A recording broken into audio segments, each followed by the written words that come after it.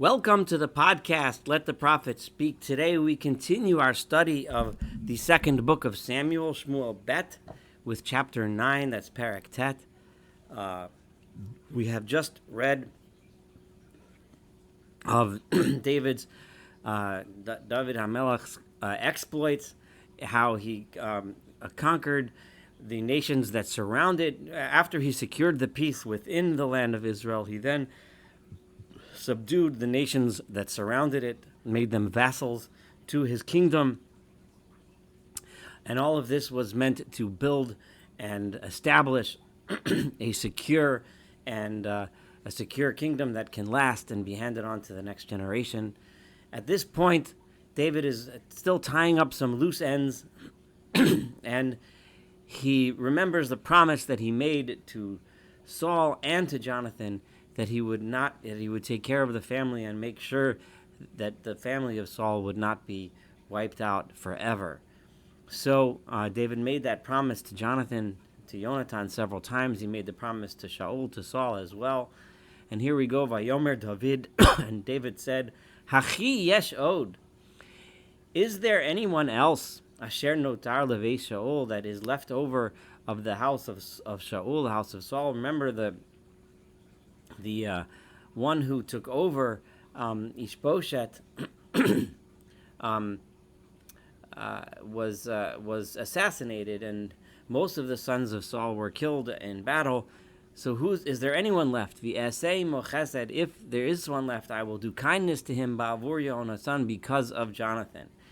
It's interesting that he says here because of Jonathan. The commentaries make a point to state that he'd made the promise to Saul as well. So why did he not say ba'avur Shaul? However, presumably that promise that he made to Saul, he made because of his love for Jonathan. And that's why he promised Saul that he would never let that family get wiped out. And remember, Michal, who was still David's wife, that's Saul's daughter, did not have children. So it's possible that David either recognized until at this point that she was barren, or the way some understood it, she didn't have children because he no longer was willing to sleep with her because of what she had, the arguments that they had over his dancing several chapters ago. So David saw that he wouldn't be able to build the house of Saul through her. So now he needs to find another way.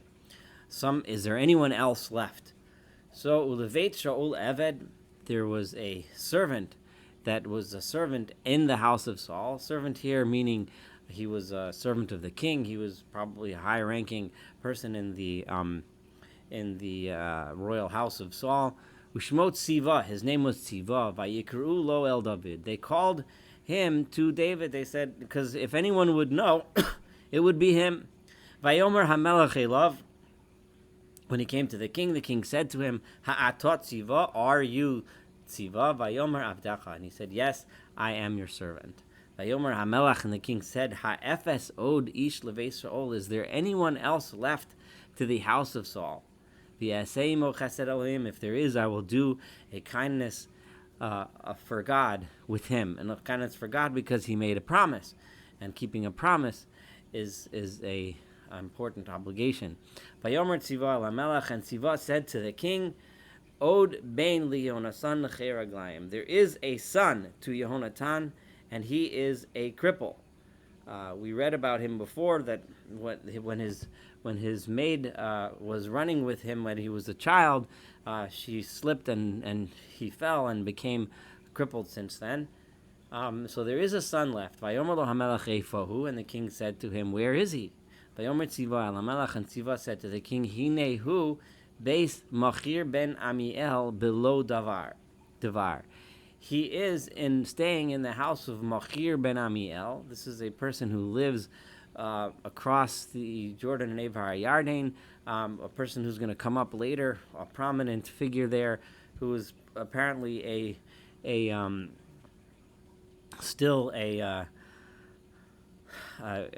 was a supporter of Saul's household, and he took in Saul's grandson, and he lit in Lo Devar. That's where he is. That's his location, is Lo Devar. The Vayishlach HaMelech David, David sent for him, the king, Vayikacheu mipeit Machir ben Amiel milo davar. And they took him from the house of Machir ben Amiel in Lodavar. They took him and brought him to David's palace.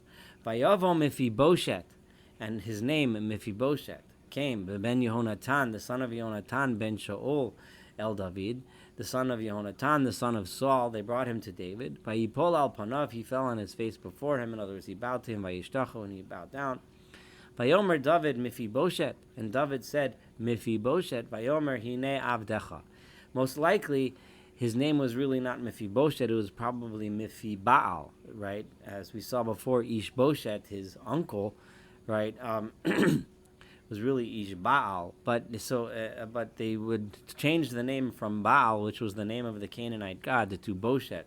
Shame, because it's a shame to be associated with the Baal. Vayomer hine avdecha, said, behold, here I am your servant. Vayomer lo David, and David said to him, of course David senses right away, of course he's going to be afraid that David might want to execute him as a potential contender for the throne, which is often what happens in successions like this, when one monarchy takes over and wipes out the one that preceded it. However, David assured him, Al tira, do not be afraid, ki aso e'aseh imcha chesed, I am going to do with you kindness, ba'avur Yehonatan avicha, because of Yehonatan your father. V'hashivosi lo, and I will give, v'hashivosi lecha, and I will give back to you, es kol sedei she'ol aficha, all of the fields that belonged to Saul, your grandfather. Now, this is important because usually the succeeding king will take over the property that belonged to the previous one. Over here, David had apparently been holding it in order to give to Saul's descendant. And you shall eat bread on my table all the time. So not only do you have those fields to support yourself financially, you can eat in my home, you can eat at the royal table. So David is now giving him the ability to be a member of the court and also have a tremendous wealth, all of this land. Vayishtachu, and he bowed down. Vayomer me avdecha, and he said, who is your servant? Who am I? Kifonisa el hakelev hamet asher kamoni, that you have turned to this kelev hamet, this dead dog like me. In other words, what's more worthless than the carcass of a dog? Can't be eaten, can't be used, skin can't be used. It's not like, what's the point? I'm a nothing, I'm a nobody. Why are you treating me so kindly? Vayikra HaMelech, we don't have recorded an answer for this, because David has already explained that he was doing this in honor of the promise that he made to his father. Vayikra HaMelech el Tziva, the king called out to Tziva, the Na'ar Shaul, who was the Na'ar, the young man in Saul's court. The Na'ar, before he was called the Eved, the servant of Saul, here is being called the Na'ar, which is a little bit more of an admirable term. Na'ar meaning one of Saul's men. Vayomer elav, and he said to him, Kol asher hayolish ha'ol l'chol beso nosati leven adonecha. Everything that belonged to Saul and to his household, I have now given to the son of your master, right? Meaning the descendant of Saul, your master. And I want you to now work for him that land. Ato uvanecha, you, your sons, v'avadecha, and your servants. V'hevesa, and you shall bring, bounty and profit from this land, so that the descendant of your master Saul should eat bread from this field, he'll have what to eat. Mephibosheth ben Adonecha, and Mephibosheth, the grandson of your master Saul, yochal tamid lechem al shulchani, he can always eat at my table. Uletziva, and Siva had chamisha asar banim, 15 sons, v'yesrim avodim, and 20 servants. So Siva was apparently a pretty big guy even beforehand. It's hard to know whether Siva was happy about this arrangement or not so happy.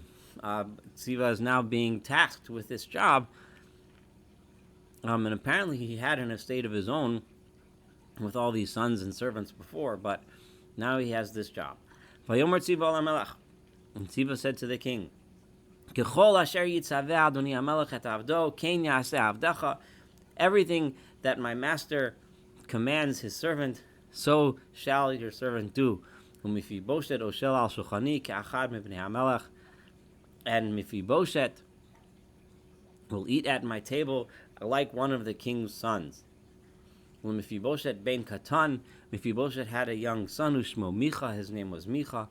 V'chol Moshe, so here is the great-grandson of Saul, is now here. So the line will continue. V'chol Moshav Beit Tziva avadim Mephibosheth, and all of the members of the household of Tziva were now servants to Mephibosheth.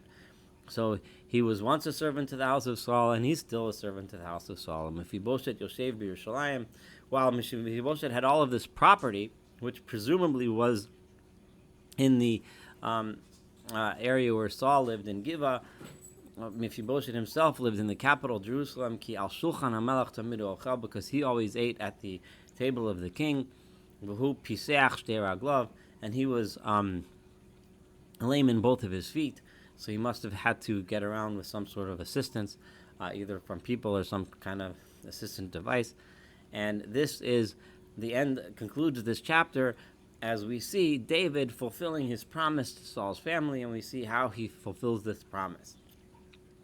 So this concludes this chapter. The next chapter will take a very significant, different kind of turn, which we will hopefully study soon together. Thank you so much for studying chapter 9. Looking forward to studying chapter 10 together, and of course, looking forward to studying the entire book of Samuel together.